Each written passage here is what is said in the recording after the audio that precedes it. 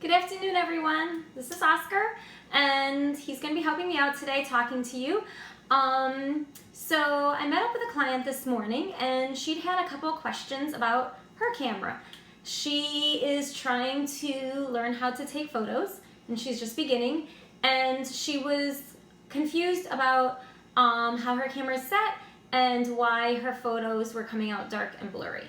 So I am not a photographer who went to school, and so I don't really have textbook definitions. Pretty much I just know from learning on my own and experimenting, playing around with my camera, trying to figure things out. And also, thank God, I was blessed with a lot of really good photographers who have come into my life and who have helped me out and taught me a few tricks. So the first thing I noticed about her camera was on her lens. Most lenses will have this. So you're going to have something called automatic focus or manual focus. And I had noticed hers was on manual focus.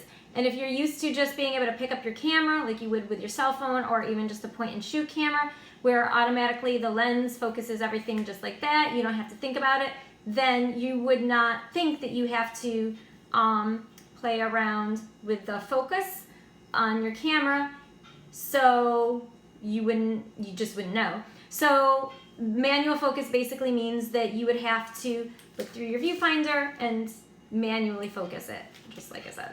So if you want just automatic focus, so things don't come out blurry, you would just click it over to automatic focus. The other thing you can do is you can make sure your image stabilizer is on, which is if you have like minor camera shake, like a slight tremor or something, your hands aren't like perfectly steady, it will compensate and just steady the lens, stabilizing it.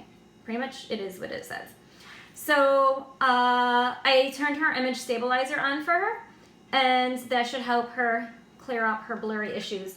The other thing that she'd had issues with was her photos coming out too dark.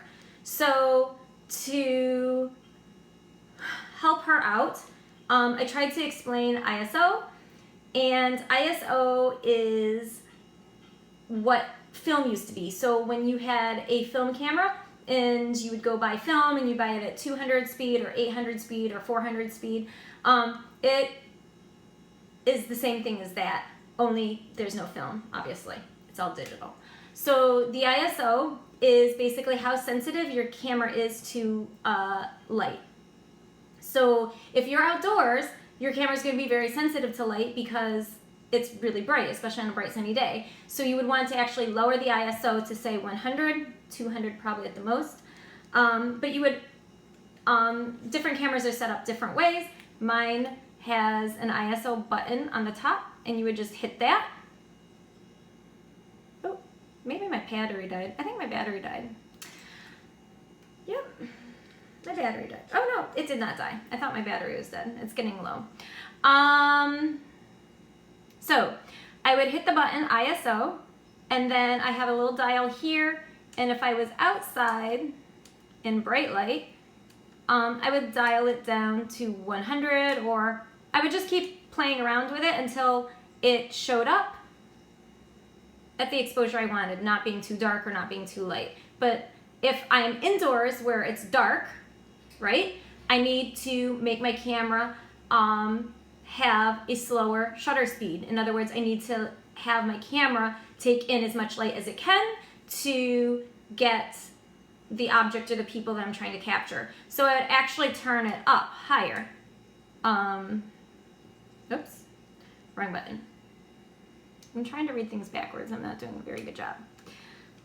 All right, here we go. No, I'm going in the wrong direction. But anyway, you get the point, I hope. No, I'm not going in the wrong direction. I just can't read backwards. So I would go up to, say, 400 or 800. If I'm using a flash, I could probably bring it down to 400 or 640 or something. But I want to let in more light, so I would have a higher ISO. If I'm in a bright light situation, I would lower it. F-stop. That's the other thing that you would need to know. The f-stop is also going to control how much light you are allowing through your lens. It also controls your depth of field, how shallow or not the subject is from the background. So, yeah, my battery is dying, but the f-stop, if you're in a low light situation, you want to bring your f-stop down. And if you are in a highlight situation, like it's very bright outside, you would bring your f-stop up. Yes. So that is ISO, f-stop, and automatic manual focus. If you keep those things in mind, you should be able to get not blurry, not too dark, or not too bright photos. All right, have a good afternoon. Happy shooting.